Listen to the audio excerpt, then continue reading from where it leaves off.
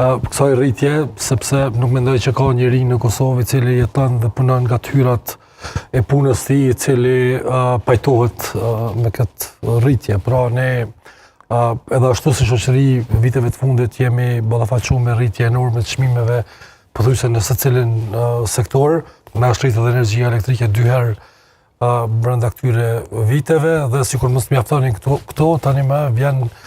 edhe një propozim në palën e tjetër për rritje, i cili në vetën e vetë spori është shumë jo transparent, pra është një vendim, unë do ta quaj arbitrar i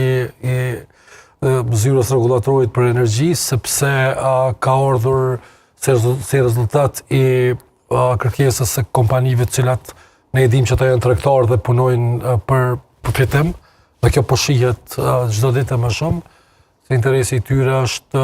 primar fitimi dhe as që merret parasysh interesi i qytetarëve, dhe duke qenë kështu, është dashur që zyra rregullatorit ta bëj një debat shumë më të madh publik me qytetarë, me grupet e interesit, në mënyrë që edhe të provohet të shpjegohet arsyeja se pse po ndodh ka ose pse pas ka nevojë të merret një vendim i tillë, mirë po. Në fakt është një arsyetim për shkak të importit të energjisë. Absolutisht, mirë po.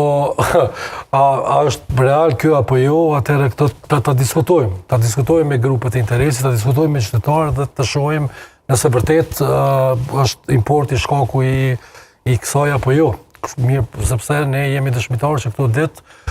përpos neve si grup i shoqërisë civile që jemi angazhuar për ta kundërshtuar këtë vendim dhe për të provuti njoftojmë qytetarët sa më shumë për pasojat e këtij vendimi, dhe pse po duket që s'ka nevojë sepse gjithë pak a shumë janë të vetëdijshëm se çfarë i pret. Do duhet që zyra rregullatorit t'i merr për bazë pra kushtet ekonomike, është shoqëria në gjendje ta përballojë këtë rritje apo jo, dhe tek më pastaj të vendos nëse duhet të rritet çmimi apo jo. Mos harroj të jashtoj kësaj faktin edhe që trendet e çmimit të energjisë elektrike në tregun ndërkombëtar pra janë në rënje, pra ne nuk i kemi mos çmimet 400 euro e 500 euro të një megavate, mirë po e kemi 80, 90, 70, 100 aty sillet. Pra që është një përqindje e madhe e zbritjes së këtij çmimi, po është një temë tjetër kjo. Neve si qytetar na intereson që ta kemi të mundur të përballojmë tarifat të cilat po tentohen të përcaktohen këto, sepse dihet që kjo rritje do ta ketë një efekt zinxhir të rritjeve të çmimeve edhe në sektorët e tjerë. Pra kemi paralajmërime patëm gjë shoqërore e çumshtit të cilët tregojnë që do të rritet mandej u fol që do të rritet buka dhe çmimet e tjera, sepse është e kuptueshme. Me energji elektrike lidhet gjithçka pothuajse sot. Andaj është absolutisht e papranueshme që kjo të ndodhë, të paktën